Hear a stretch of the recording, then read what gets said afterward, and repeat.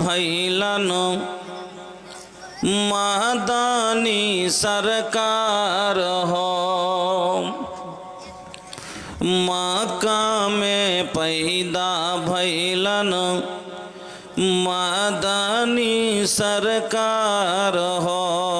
नौ रबीउल अव्वल दीनावा समवार हो। ओ धरती चरणवा चूमे भैया, झूमे जग संसार हो। मक्का में पैदा भैलन जब मदानी सरकार हो। ओ धरती चरणवा चूमे झूमे जग संसार हो।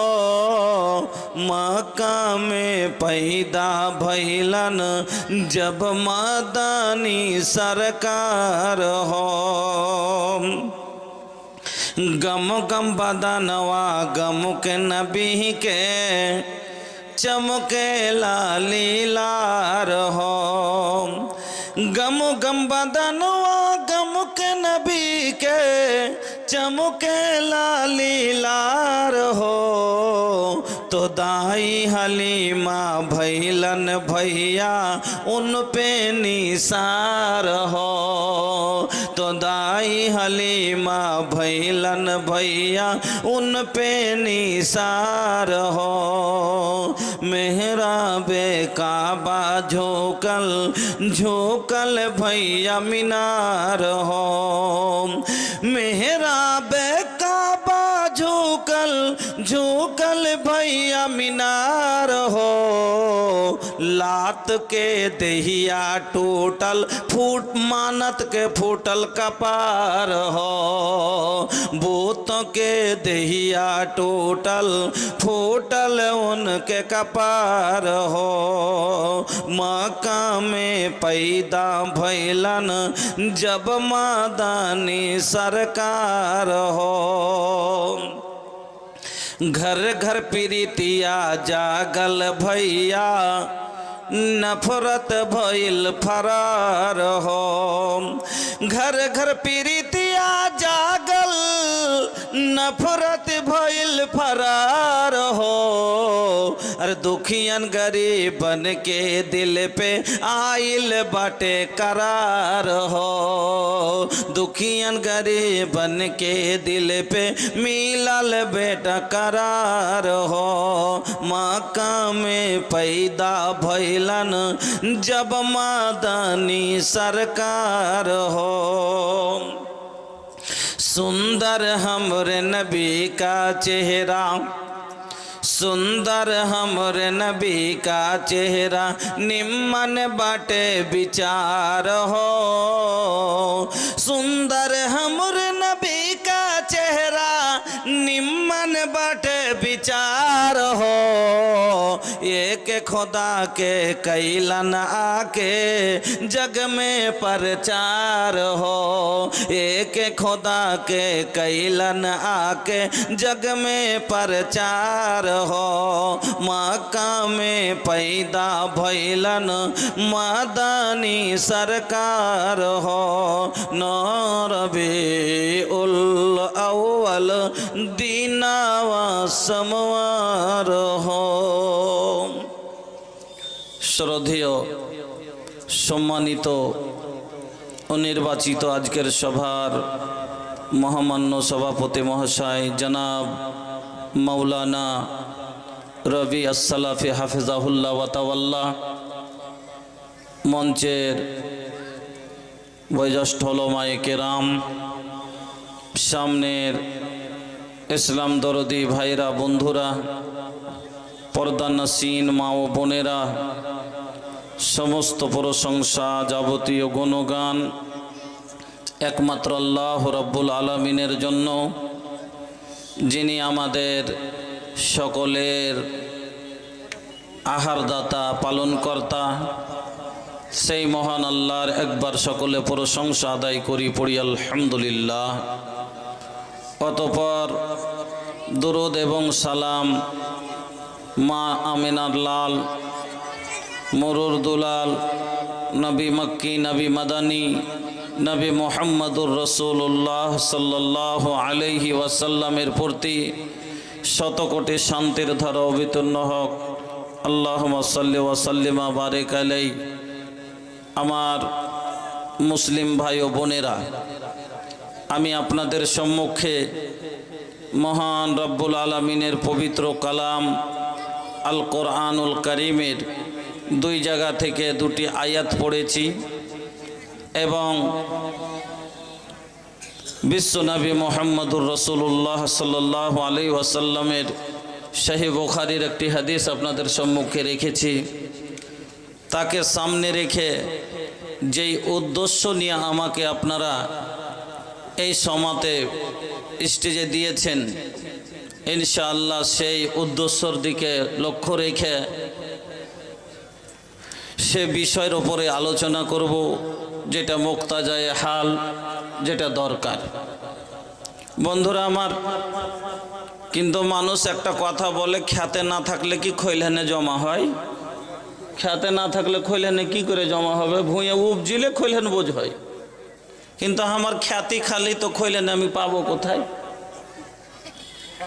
হ্যাঁ, তবে দেখছি যে আলহামদুলিল্লাহ কিছু গাছ একটা বের হয়, তারপরে চতুর্দিকে পোকল দেয়। যদি একটাই থেকে যায় তো ভুঁই কোনোদিন মানাইবে না।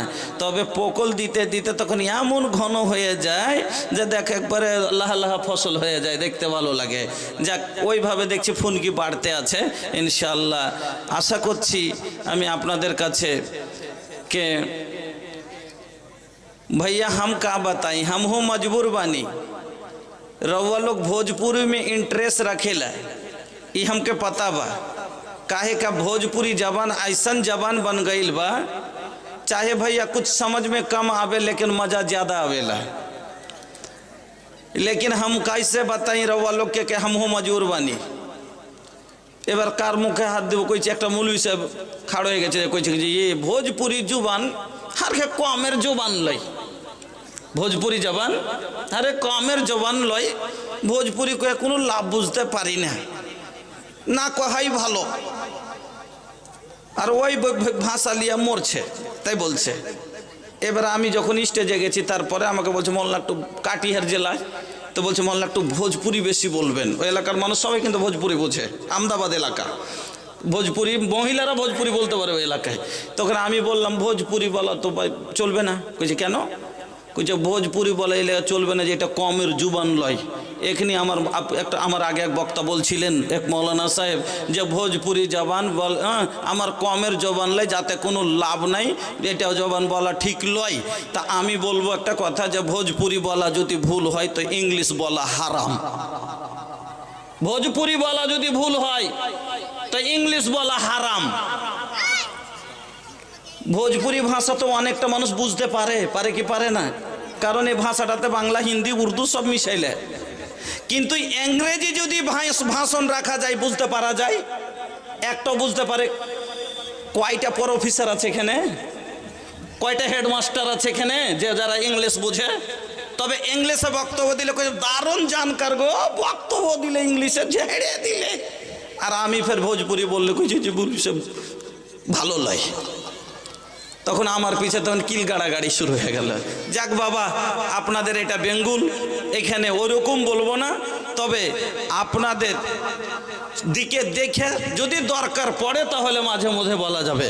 কিন্তু বাবা, আমি আপনাদের সম্মুখে বলবো, যিনারা এদিক ওদিক আছেন, আপনারা কি প্যান্ডেলটা দেখতে পান না কি অবস্থা? এমনি আকাশের অবস্থা খারাপের কারণে এতক্ষণ প্যান্ডেলে জায়গা থাকতো না, কিন্তু আকাশের অবস্থার কারণে এখনো প্যান্ডেল ফাঁকা পড়ে আছে। আপনারা যে কটা লোক এসছেন ওইভাবে দাঁড়িয়ে আছেন, এটা কিন্তু ভালো লাগছে না। আপনারা চলে আসুন। জানো, দেখেন আমার পরে আরেকজন বক্তা আছে, আকাশের গতিমতি ভালো নেই, হতে পারে এখনই যদি ঘন বৃষ্টি হয় তাহলে যে প্রধান বক্তাকে এনেছি তাকেও শুনতে সুযোগ পাওয়া যাবে না। এই জন্য সময়ের দিকে দেখে বক্তব্য বিষয় লম্বা না করে যেমন শর্ট করে আপনাদের আগাদিকে যেরকম উদ্দেশ্য নিয়ে জালসা করা হয়েছে আমি সেদিকে আগিয়ে যাব।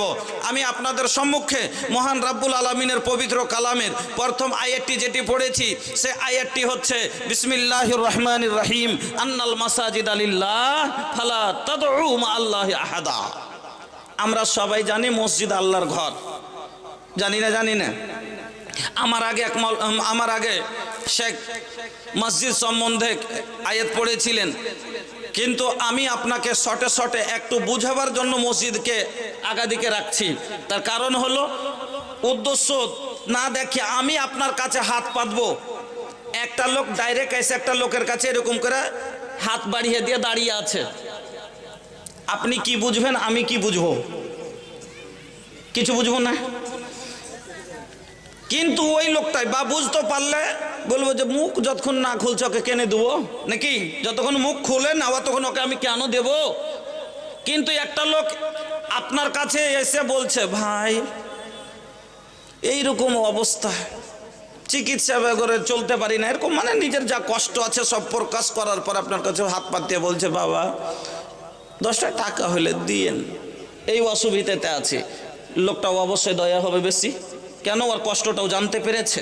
বন্ধু আমার, আমি আপনাদের সম্মুখে এই জন্য মসজিদকে আগাদিকে রাখছি, না হলে আপনি কষ্টটা বুঝবেন কি করে। আর মসজিদ কি জিনিস আসুন আপনাকে খুব ছোট করে কেটে 2-4টা কথা বলে তারপরে মসজিদ কি জিনিস, মসজিদ নির্মাণকারী কে, আর মসজিদ নির্মাণ করলে কি পাওয়া যাবে, আপনাকে আমি কি দান খায়রাতের কি উপকার আছে আমি এক করে আপনাকে যতদূর আল্লাহ আমাকে বলাবেন ইনশাআল্লাহ হাদিস ও কোরআন থেকে আপনার আগাদিকে আমি রাখবো। বন্ধুরা আমার, 1 নাম্বার কথা হলো আমরা সবাই জানি মসজিদ আল্লাহর ঘর, এই কথা কি ঠিক না? তো ঠিক। কেন? আল্লাহ কোরআনে বললেন আন্নাল মাসাজিদা লিল্লাহ, মসজিদ কার জন্য? আল্লাহর জন্য।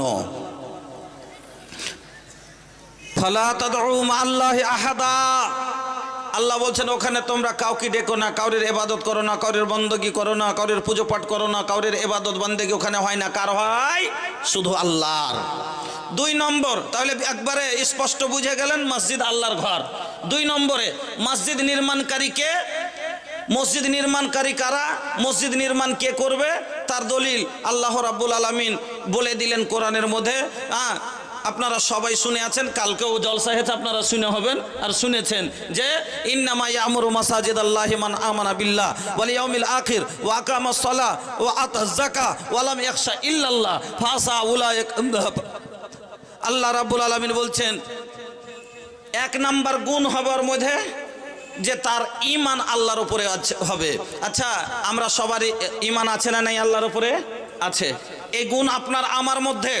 2 নম্বরে ওয়াল ইয়াউমিল আখির, কিয়ামত বলে বিশ্বাস স্থাপনকারী হবে। কিয়ামত বলে বিশ্বাস কার আছে? আপনার আমার আছে। কাফেরের বিশ্বাস নাই কিয়ামত বলে। তো উনি এখনই দান কেন দিয়ে চলে যাচ্ছেন? আমি তো এখন শুরু দান কি চেয়েছে, আমি মনে হচ্ছে বাইরের লোক হয়তো কোনো অসুবিধাতে আছে, তার জন্য দানটা রাখেন, নামটা মনে করে রাখেন।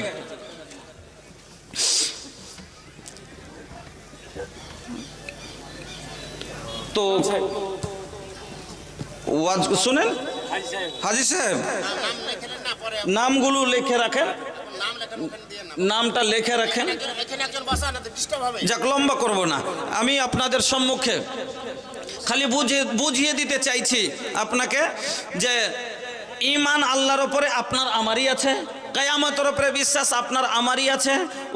তারপরে আল্লাহ বলছেন ওয়া আকামাস সালাহ, তারা নামাজ পড়েনেওয়ালা হবে, তো নামাজকে পড়ে আপনি আমি পড়ি।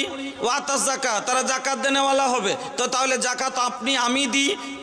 ওয়ালাম ইয়াখশা ইল্লাল্লাহ, তারা আল্লাহ ছাড়া কাউকে দেখে ভয় করবে না, সে গুণটাও আপনার মধ্যে আছে আমার মধ্যে আছে। চলুন এই কথা হয়ে গেল।